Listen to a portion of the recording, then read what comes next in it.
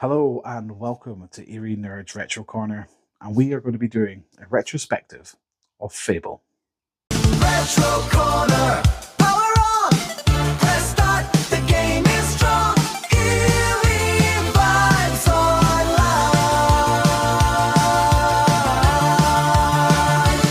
In the early 2000s, fancy role-playing games followed a pretty set formula. You chose a class, you followed a linear story, and your character's identity was mostly fixed from the start to finish. Then came Fable, a game that didn't just promise a world to explore, but a life to live. Developed by Lionhead Studios and led by the legendary Peter Molyneux, Fable was announced with claims that sounded almost impossible. A world where every choice you make shapes your appearance, your reputation, and the world around you. Where you could be a noble hero, a cruel tyrant, or something messy in between. Where you could grow from a child to an old man, marry, have children, own property, and see your actions echo through history. When it finally launched on Xbox in September 2004, it didn't just become a bestseller, it became a cultural touchstone. But Fable is also one of the most discussed games in history, celebrated in its heart and innovation, yet forever tied to the gap between what was promised and what was delivered. Today, we're looking back at Fable, from its ambitious beginnings through its groundbreaking design, its unforgettable world, the controversy that followed its launch, and the legacy that still shapes RPGs over 20 years later. This is the story of Albion, of choices and consequences, and of the game that dared to let us write our own legend. Within each of us, there are two sides.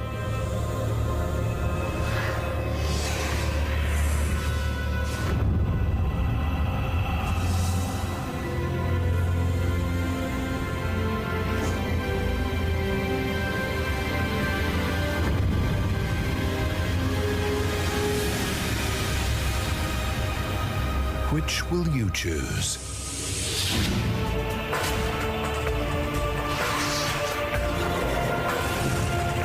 This fall,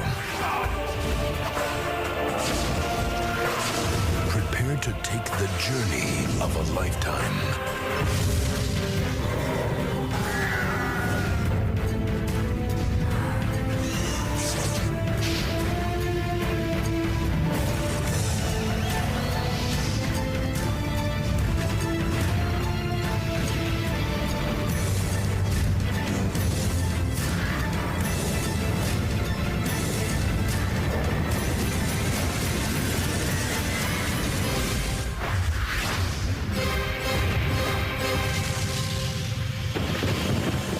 Fable.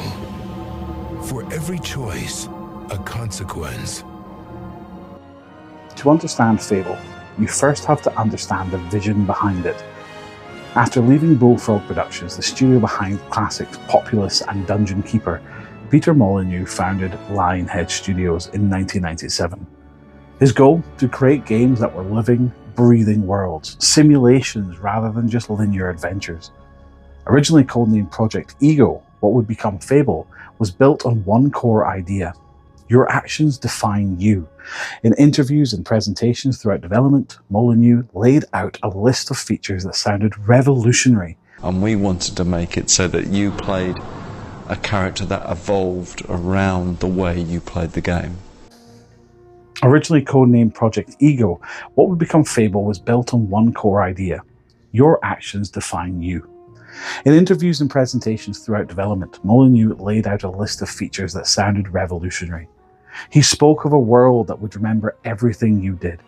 If you saved a village, statues would be built in your honor. If you destroyed it, people would fear you or hate you forever. Your character would physically change. Good deeds would make you glow and grow angelic wings and gain a halo. Evil acts would turn your skin pale, sprout horns, and make your eyes glow red. You'd age naturally over the course of the game, your hair turning grey, your face showing every battle you'd fought.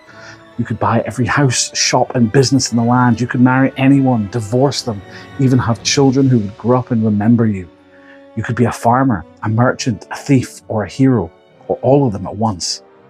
The hype was enormous. Gaming magazines and websites ran feature after feature, calling it the most ambitious RPG ever made. For players who had grown up with static, scripted adventures, the idea was irresistible. But development wasn't easy. The team was small, technology was limited, and the scope grew. It became clear that not every promise could be kept. Features were cut, systems were simplified, and deadlines were pushed back multiple times. When Fable finally launched in 2004, it was met with huge success, but also immediate criticism. Many fans felt let down. Where were the dynamic economies? Where were the children that would grow up and interact with you? Where was the fully living world that had been described?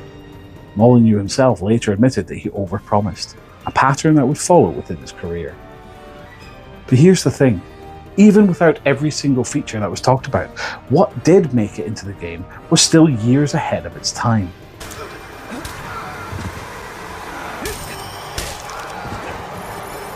At its core, Fable tells a simplest, timeless story, but it tells it with style, warmth, and a unique sense of British humour that would become the series' signature.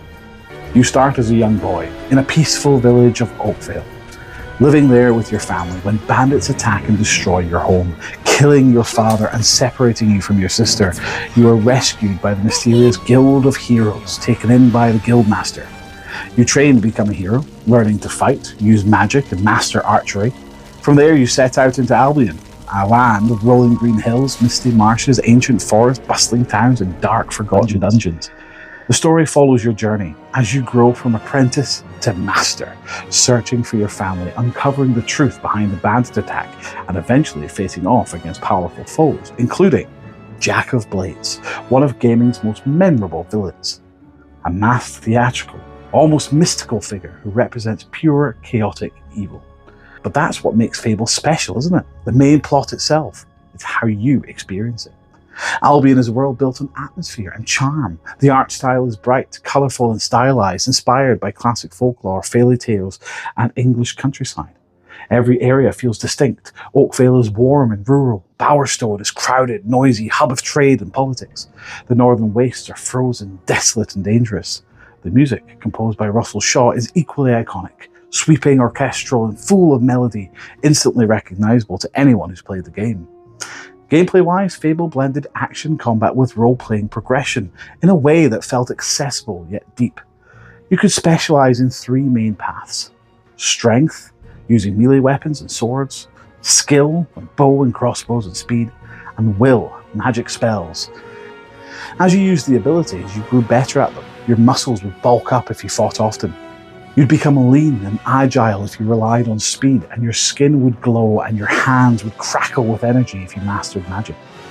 And then there was the morality system, the heart of the experience. Every choice you made tilted the balance between good and evil, and also between purity and corruption.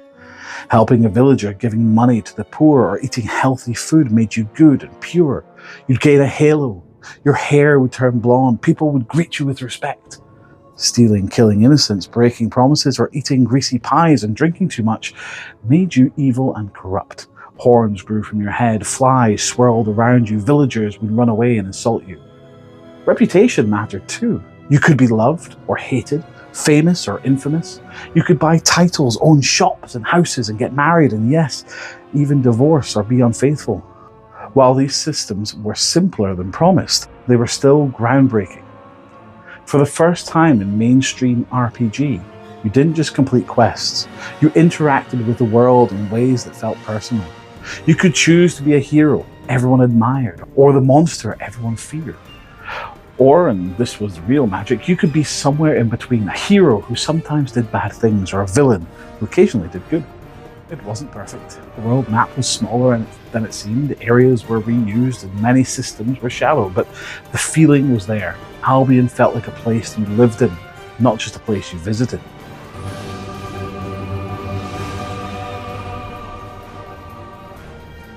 Let's talk honestly about the biggest part of Fable's legacy though, the gap between what was promised and what was delivered.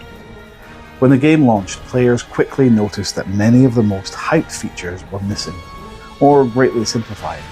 Peter Molyneux had spoken of fully dynamic an economy where actions would change prices and trade routes. that was nowhere to be seen. He talked about the children you could have and who would grow up and remember you and interact with you. In the final game, children were just background characters. He described a world that would change permanently based on your choices. While some changes happened, most of the world remained the same, and no matter what you did. This led to a wave of backlash. Some fans felt deceived, critics called it overhyped. Molyneux later famously apologised, saying, "I think I got carried away. I was so excited by what we were doing that I described things as if they were real when they were still just ideas." But here's the important part. Even with those features cut, Fable still introduced mechanics that were years ahead of its time, and that would become the standard in RPGs later on. Appearance and aging, your character visibly aged from the teenager to an old man over the course of the game. A feature most unheard of at the time.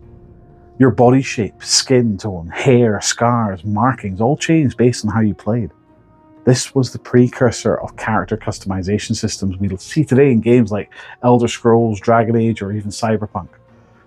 Morality and consequences. Well, many games have good and evil choices before, but Fable was the first to make those choices visible and impactful in real time. People treated you differently based on who you were. The system influenced almost every major RPG that followed.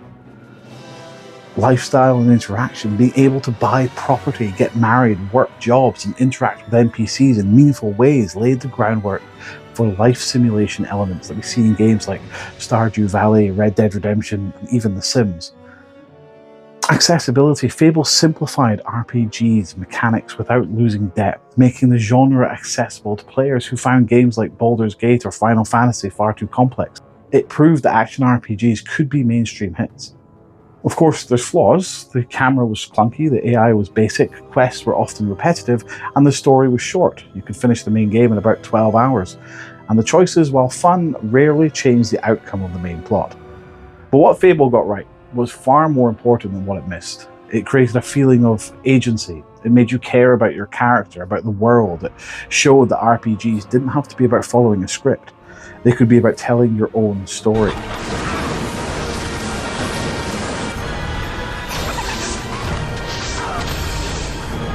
Lionhead didn't stop with the original game. Just 1 year later, in 2005, they released Fable: The Lost Chapters, an expanded version that added new areas, new quests, new weapons and spells, and extended the story to explain more about Jack of Blades and the history of Albion. It fixed some of the issues from the original, it added depth, and widely considered the definitive version of the first game. But the real evolution came with the sequels. Fable 2 in 2008. This is where many of the original promises were finally kept. Albion, a land bursting with life, beauty and light. Its people unaware of the darkness that awaits them. Now they face their greatest threat, and they need their greatest hero, you. Unless someone better comes along. A champion who will make a stand. In a world where only the brave and the reckless venture far, while the rest hide cunningly in the bushes. And only the foolish don't pack emergency underpants. Battle fiendish evil and journey into its very heart. Live by your wits or rule by sheer strength. Be feared, be worshipped, be mocked, be loved, be a legend. Who will you become? Fable 2. The world was bigger, more dynamic, and fully open. You could have a family. Your children would grow up and remember you. The economy was alive, and choices had real, lasting consequences. It improved almost every system from the first game while keeping the charm and the humour for many fans. It's the best in the series. Fable 3 in 2010 took things even further, moving from a hero to a ruler.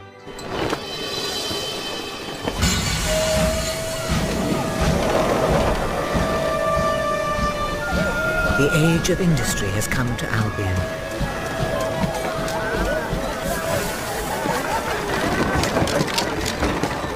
Though some call it the age of oppression.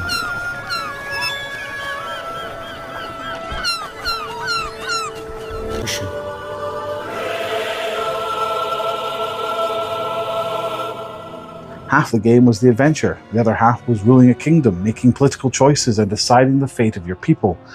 It was more ambitious, but also more decisive. Some loved the story and the setting, while others felt gameplay was far too simplified. Later entries like Fable Heroes, Fable The Journey, and the cancelled Fable Legends experimented with genres and technology but never quite recaptured the magic of the earlier games.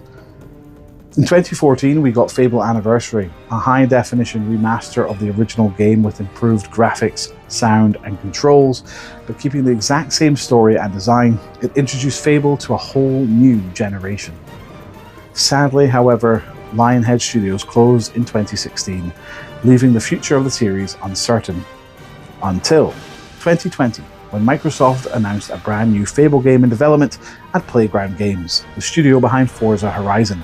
It's still in development, and for fans, it represents the chance to return to Albion years later.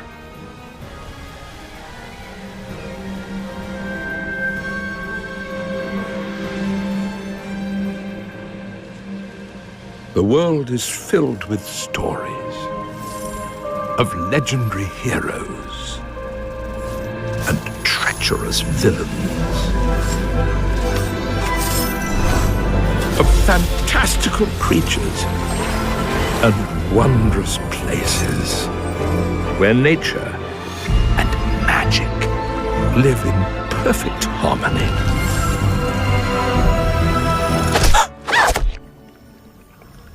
Not all stories have happy endings, but yours has yet to be written. Over 20 years, it's easy to see Fable as a game of contradictions. It was overhyped and flawed, but brilliant and influential. It promised too much, but delivered enough to change gaming forever. Its legacy isn't just the sequels or the remasters, it's almost every modern RPG that lets you shape your character, choose your path, or live a life within the game. Without Fable, we might not have systems like the morality in Star Wars Knights of the Old Republic, the relationship building in Mass Effect, or the open world freedom of The Witcher 3. It proved that fantasy games could be warm, funny, deeply personal, not just dark or serious. But more than that, Fable matters because of what it meant to players.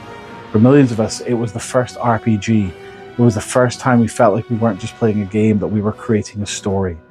We remember the first time we stepped into the guild, the first time we saw our character change appearance, the first time we saved Oakvale or faced against Jack of Blades.